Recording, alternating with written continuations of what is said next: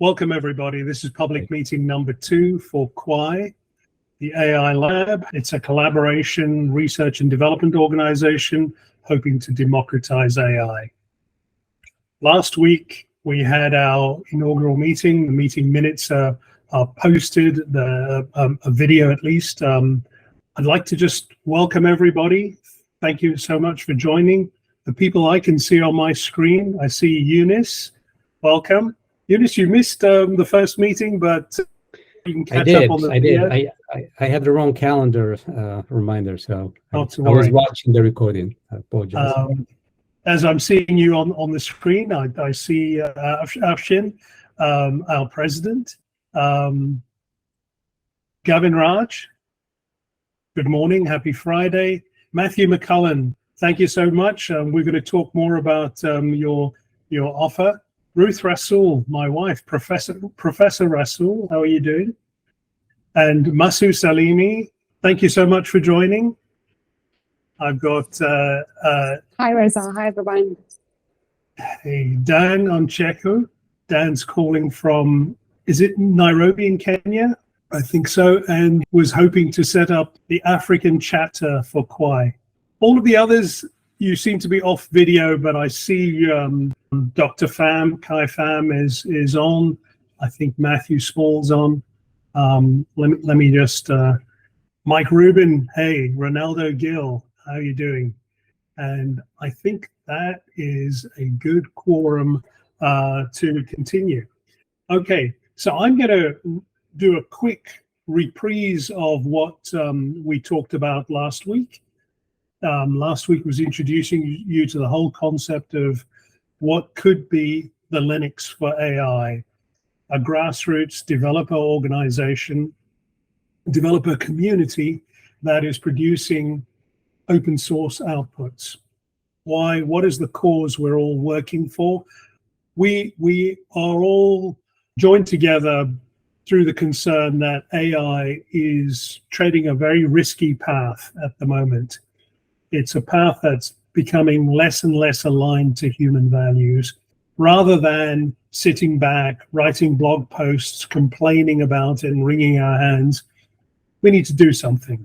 We need to organize, form a community, and help steer AI on a path that's more aligned to human values.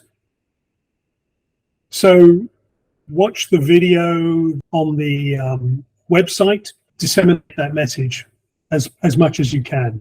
As in most organizations, we have to form an advisory committee. And I think most of the people that are on here have put their hand up and said they want to participate in an advisory board.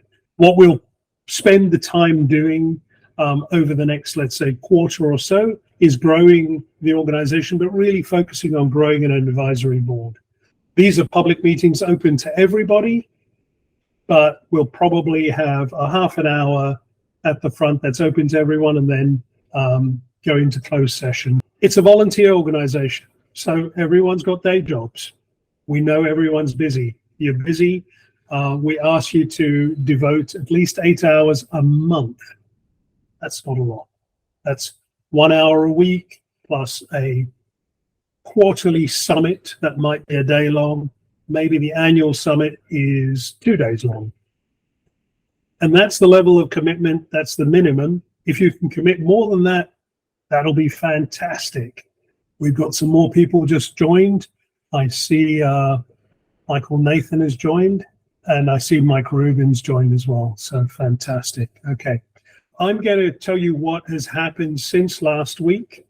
Govinda is developing membership agreements and getting us to a level of governance, legal structure, so that we can operate as a proper entity. At the moment, it's just a group of like-minded friends. We need to get membership agreements and so on.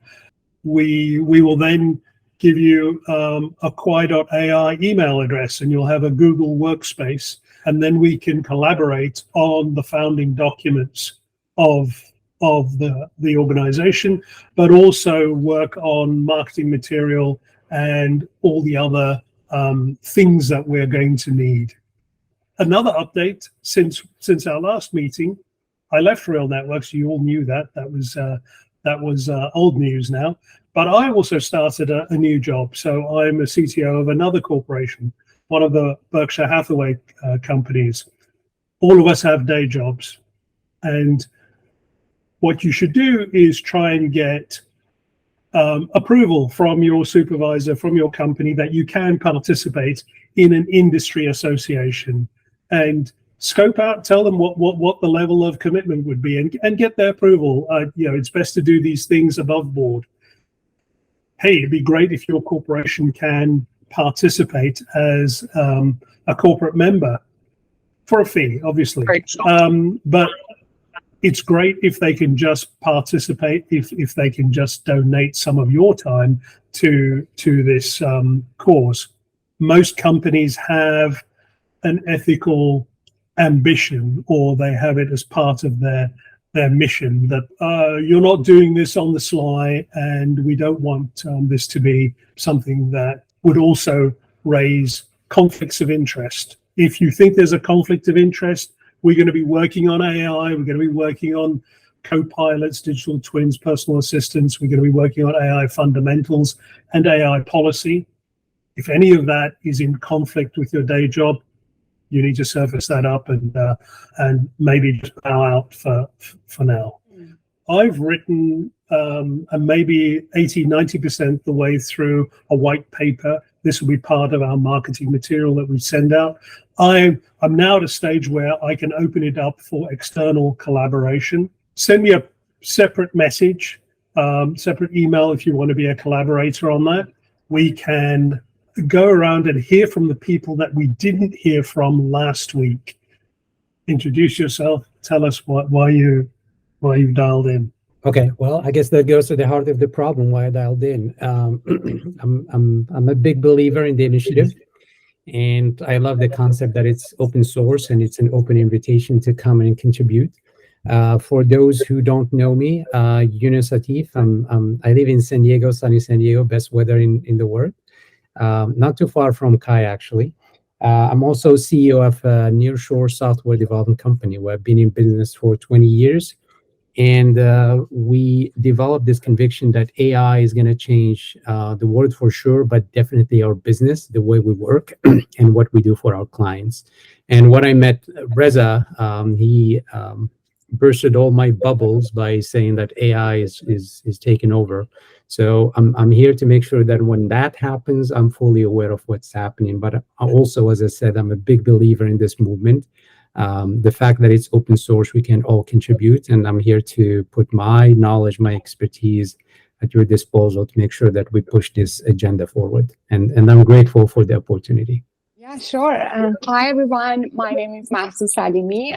So I met Reza about a year ago.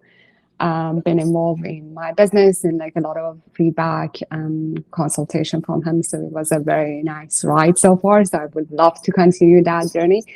My background is in multi-robot control. So I looked at less in the previous session. So there is a lot of collaboration in terms of how we think, distributed system, multi-agent, that type of kind of ideas.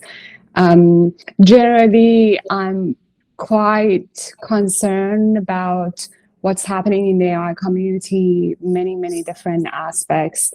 Biases, ethics, data security. Even within our business, we work with robots, and a lot of the times there's not a lot of human data involved, but it's still how you could add human in the loop, making sure that you get their feedback, collaborate with them, and then make the system more robust as we end up including them in our everyday job and everyday life. I just saw an AI is probably here. I saw the Governor Raj, the author, so already have one here. So excited about like the next generation of the system as we developing them, supervising them, and thinking about fundamentals that we need to change. Thank you, Reza, for the opportunity. Yeah, so my name is Dan. I'm from Nairobi, Kenya. So over the last, I think, 3 years, 3 to 4 years, I've been consulting for an AI company that was basically using social media data to analyze social issues, especially here in Kenya and Africa as well. Yeah, thank you. And thanks again for putting this on, and really happy to join and contribute to the community. So I, just for background, I'm the vice president and head of corporate development for a company called Cogito. And we are a data vendor primarily operating out of India. And I've been in this space of human-in-the-loop solutions since about 2016, helping, I think almost a dozen companies, either through some sort of advisorship or serving as an executive. The company wants to take a stance on a number of things, and I'm driving that. And the 3 things are, number 1, ensuring transparent AI training. Number 2 is ethical data set curation. And the last one is a comprehensive approach, a new comprehensive approach to compensation, or a better way of putting it, the treatment of the laborer behind the scenes. Fantastic. So the way I want to help Kwaai is basically, it's a think tank that's taking not only an ethical, a safeguarded, a very thoughtful approach, but it's also considering AI and how it heavily leans on the artificial aspect of AI, and how important the human spirit and the human factor within AI development is. So one of the theories that we have is, look, every day, these headlines, they trumpet new and these astonishing developments in AI, showcasing these remarkable achievements in, Alexa and the latest sensation GPT. However, as we applaud this rise in AI, we often overlook the unsung heroes. There's industry whispers where potentially millions, if not a billion people are employed through BPO, doing all the data labeling and curation behind the scenes. So when we think of AI, it's often the tech giants such as OpenAI, Google, Microsoft that immediately come to mind. But lurking behind these scenes are these data vendors. They are working within these far-reaching places such as Kenya, Nepal, and India, and they function like a traditional call center with complex projects being managed by teams of hired workers. We probably have all heard of Amazon Mechanical Turk, but those days are behind us, and there's other easier ways to outsource this type of work.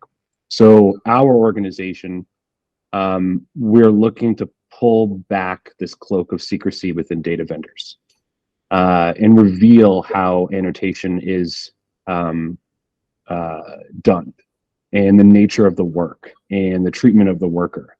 And when these big enterprises, the ones that, these big enterprises, anywhere from Microsoft to Intel, when they come to us to help out with LLMs, one of the first primary concerns they have is where this data is coming from, how it's sourced, how it's annotated, how it's curated, you name it. And we need to be able to safeguard that and show a transparent way that this is being done. So for Kwaai, I want to basically leverage the, how do you put it, the newness of the think tank, first of all, as spearheading an initiative to democratize AI for safety, ethical purpose, etc. Yeah, and I'll kind of stop there and see if you guys have any questions. No, that resonates with everything that we're talking about. It's not the clickbaity existential threat that No. all of the otters that are on Zoom are going to conspire to take over and overthrow it's a clear and present danger right now. Exactly. And it's playing itself out in Hollywood in the actors and writers strike. It is a threat to the very nature of employment. I'm glad that you are right on top of that. And then, we need the equivalent of the nutrition facts on AI. How was this trained? What is the scope of the training data, so that we don't use it outside of the scope? But also, you should have measurements of bias in there. So there should be performance and quality data, the equivalent of the nutrition facts we have in our food. Maybe Kwaai becomes the certification entity that can certify your nutrition facts, that would be maybe what sort of an independent industry association needs to do. Sorry, guys. Thank you, Action. Thank you, Reza, for putting this together and bringing us all together. Appreciate it. So I had the great pleasure of hosting Ronaldo last week after our initial meeting. We got together, found a lot of similarities. My background, I spent a lot of this year speaking at conferences on responsibility and ethics around AI at Mobile World Congress, Cambridge Tech Week, London Tech Week, and then wanted to map and mirror that to all the incredible things Ronaldo's doing, from learning and education, recruiting, and its betterment of people. And so one of the things we were thinking about, talking about, is how do we rally together outside of Kwaai to support the Kwaai initiative, which essentially is the democratization of AI. And so early concepts for us is really thinking about furthering the message, gathering the insights, even the call I had with Gavin Raj, thinking about how ethics and AI and responsibility go for betterment of human health in addition to AI. So we're early in concepts, but we're thinking more along the lines of evangelization and messaging. Ronaldo, if you'd like to add to that, that might be great.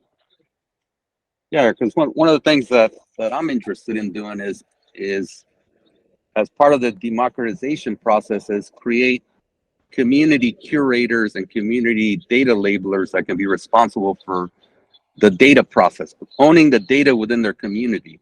So instead of that task being outsourced somewhere, it should be within the community. So if there's a tribal community, the tribal community should own the data process. If it's a Latino community, the Latino community should own that data process. So I think that's one of the ways that we can have an impact is push that work into the community and actually start creating jobs within the AI economy and start building infrastructure within that area. So that's my goal, is to push infrastructure into every community rather than just always outsourcing to someone else. This is very exciting, Reza. Thank you for allowing me to listen in. For those that don't know, I work in education.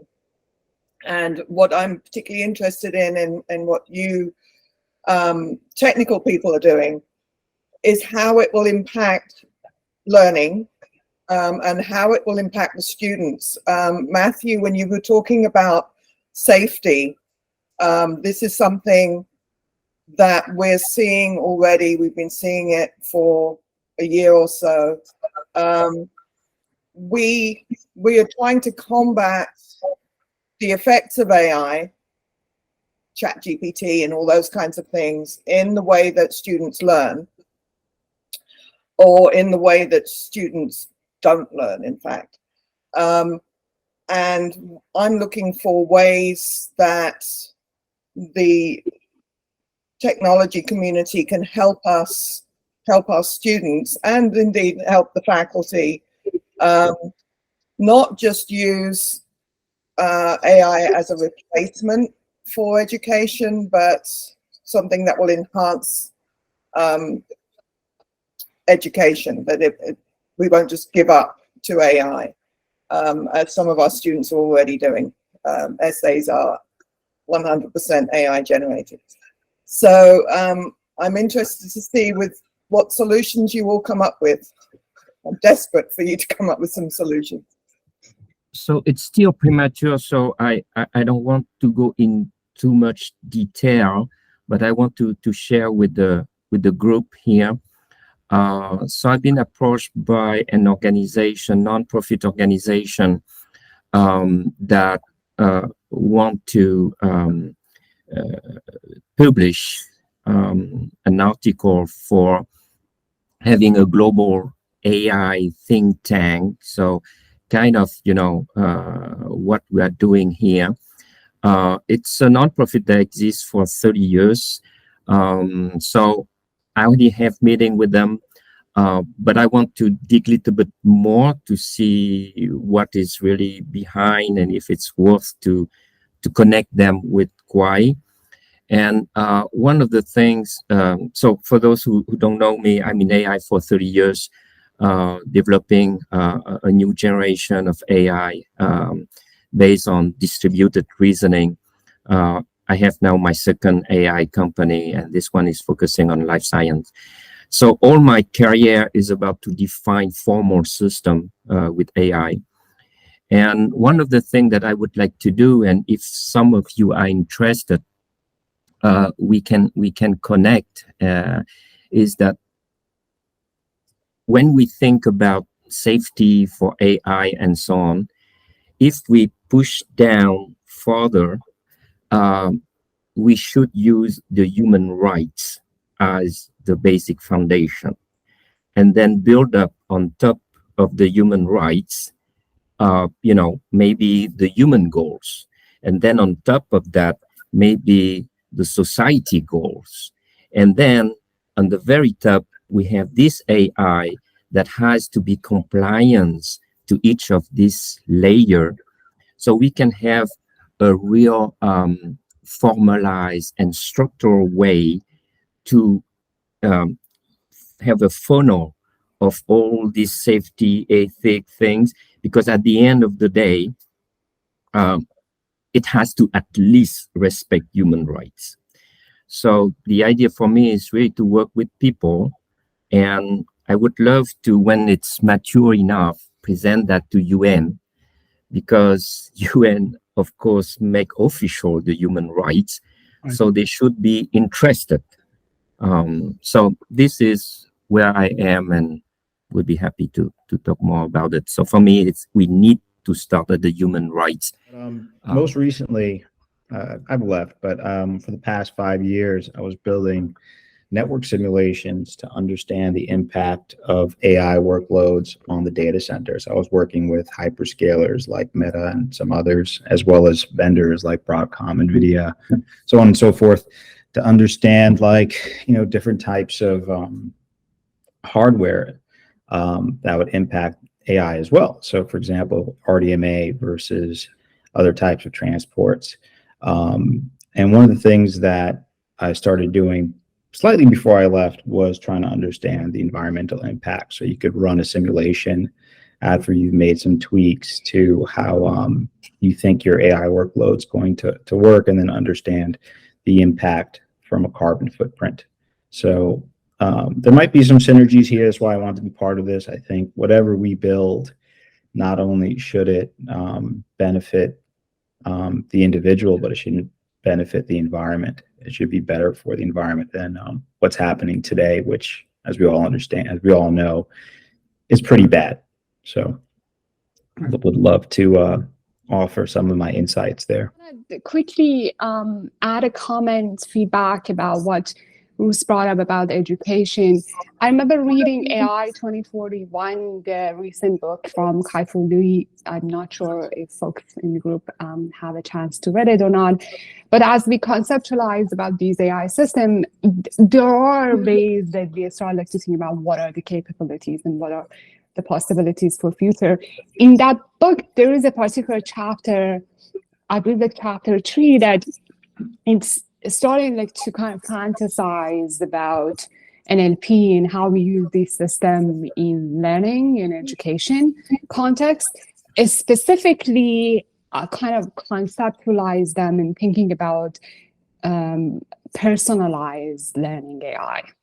So there is a scenario that there are twin type of boys, orphan kids, and then as they go to a new school, they end up adopting an AI education companion. So with Kwaai and the things that we sort of like to think about co-pilots and companionship and those and how we would use AI. So I would say there's a lot of possibilities. The foundation and the technology is there. If we're already using AR, VR, we're already using LLMs, we're already using things about customization and personalization. As we're using this system, it's just a matter of having some way to bring them all together and then personalize some of these learning experience for the students, hopefully in coming years. Yeah. Sorry, I think you wanted to discuss the DataCon LA that you're going to present. DataCon LA, exactly. Yeah. So there's some events coming up. There's a LinkedIn Kwaai page. It'd be great if all of you, join that group or go follow that page, but also post on there. So if there's any articles that are aligned to our mission, great if you can post it on there. So it's on LinkedIn, and just search for Kwaai under companies and you'll find it. And it's not a group, it's set up as a company. And that also means that if you go and add a position, let's say you're on the advisory board, or even if you're just a volunteer, you can add that as a position that you have concurrent with your day job. So don't say you've exited your day job. You share that, and then that drives people to the company page. But I'd say hold off on that until we've got some articles populated there. I've got last week's recording in there, but that's only one article. It'd be great if we post a few articles in the vein of AI for good, ethical AI, and so on. And we've got the hashtag #Kwaai. So maybe that's going to become a very short moniker for ethical AI. The other thing is I'm keynoting a conference in Los Angeles. It's the biggest data conference in LA. It's called DataCon LA. It's at the University of Southern California, USC. And so I'm keynoting that. So go and look up DataCon LA. It still lists me as CTO of Real Networks. This will be an opportunity to unveil Kwaai. And so that'll probably be the next broadening of the message. I'd like to have the collateral material. The website is up already, but I'd like more material on there. And I'd like the LinkedIn page better populated than it is now. I just got a message in this morning inviting me to keynote another AI conference, and so hey, this is good times. And the ones that I won't be able to take, I'm going to have to delegate out to other people in the advisory group, and I'd love to do that. Kai and I are at an AI conference next week, the AI4 conference in Las Vegas, just there for one day, but I think it's going to be very worthwhile. And it's going to give us an opportunity to sit together and just work on stuff, but it'll also be a networking opportunity and a way to get the message out. I think we should be looking for events like that. Let me know, and either I can attend or someone else from the advisory board can attend, and we should be looking for opportunities to get the message out. We should also be planning a quarterly summit, and that would probably be best to be an on-site event, and I'm looking for venues for such an event. So let's say we have the next one at the beginning of Q4, so that's early October. Where could that be? I wonder if there's a nice venue, maybe a vineyard or something like that. Okay, that says that woken up somebody, and it'd be a great place. And it might be. Yes, exactly. There we go, Michael. I think you volunteered. I thought I'd say a quick hello. You gave me a kind mention last week, so just wanted to very briefly introduce myself. Darren Warner. I've known Reza since 2010, and all the way back to a company called Music Mastermind. I'm now a CTO in my own right for a company called Airbridge, and you'll see me around in the background. I've helped Reza out, as he mentioned, with the website. I always enjoy working with Reza, so I'll help out wherever I can. In a professional capacity, I guess you could call me a consumer of AI right now. I'm in the bits of putting together a strategy for our AI consumption. So that's it. I don't want to go into anything more than that, other than saying, Reza, we do have a shared connection at Chateau Saint Michel, so that might be another option too. Wow. And look forward to seeing you all again next week. Thanks.